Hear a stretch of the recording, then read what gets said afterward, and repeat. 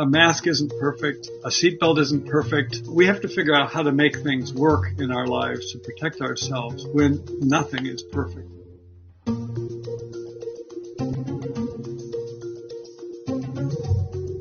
So one of the big misnomers that we get involved with in this mask world or washing your hands world or whatever is people ask the question in perfection terms. Is it possible that I could possibly get infected if I was wearing, this kind of mask? Anything is possible, but the question is, how do you reduce the risk? So imagine that your nose reduces the likelihood of a virus getting to your throat by about, let's say, 80%, just for round numbers. And that a mask reduces the likelihood of a virus getting to your nose by, let's say, 80%. And that staying 6 feet away reduces the likelihood of a virus getting to your mask by, let's say, 80%. Now, all combined, you're in the high 99s by putting those three things together. Any two of them together would get you 96% safe. And any one of them would be 80%. So adding things together makes you more and more safe. What does a mask do?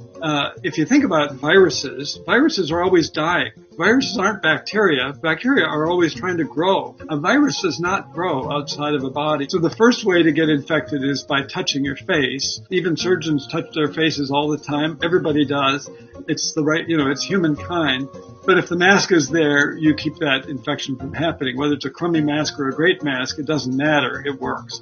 The second way of getting infected is with a droplet of water that's teeming with viruses. A droplet of water might have 1 million copies of a virus in it. And that droplet gets into your nose and you've got 1 million copies in your nose, right? If that droplet hits your mask, even a crummy mask, it stops on the outer layer almost always. And therefore, it doesn't get to being the problem. By the time that droplet dries out completely and we just have virus particles, tiny little particles, they're mostly dead because virus particles don't live very well without moisture, right?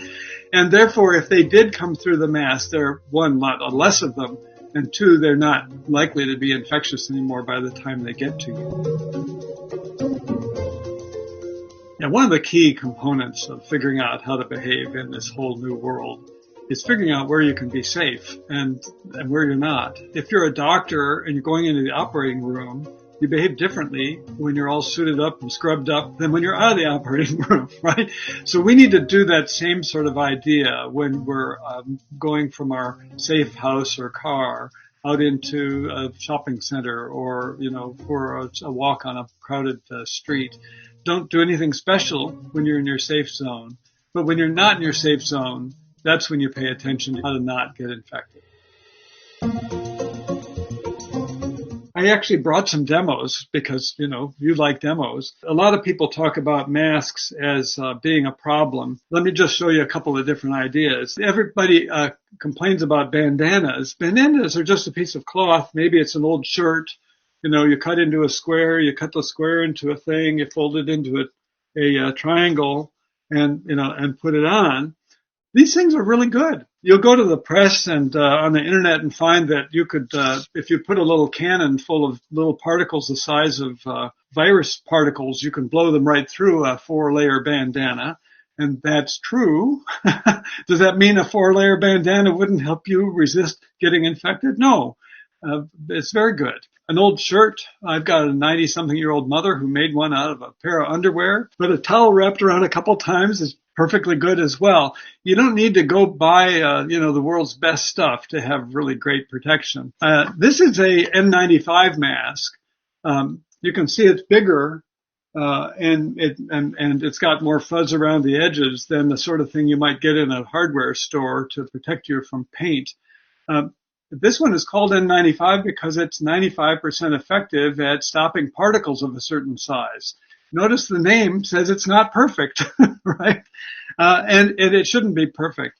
N95s are particularly good at not letting air float around the edges, and the air breathes in nicely. The kind you use for paint aren't quite as good at that, but we wear these all the time in my family. They're cheap, they're easy to come by. They work fine. But a lot of people in my family got involved in making homemade masks, and they start out with this kind. with a seam down the middle, and the inside 2 layers at least, and 4 little strings coming out. Different people have different colors, and they start to look good. And I'm pretty sure we're all going to get the fashion of masks kind of working in our favor. This is my wife's favorite mask now. It's got a sort of a dangly string there, and the idea is you put it over your head this way. Oops, not that way. The idea is that it's got an inside and an outside, and if you there we go. If you put it over your head like that, and then you can pull it on and tie it, it's a little easier to put on and off. It also lets you just wear it walking around. And when you're outside and nobody in sight, but all of a sudden a crowd of people are coming by, you could put your mask on and make it easy, because completely outside is a pretty safe place to be with no people in sight. But if you're on a city corner with a whole crowd of folks, that's not a particularly good place to be. So you could use your mask in that way.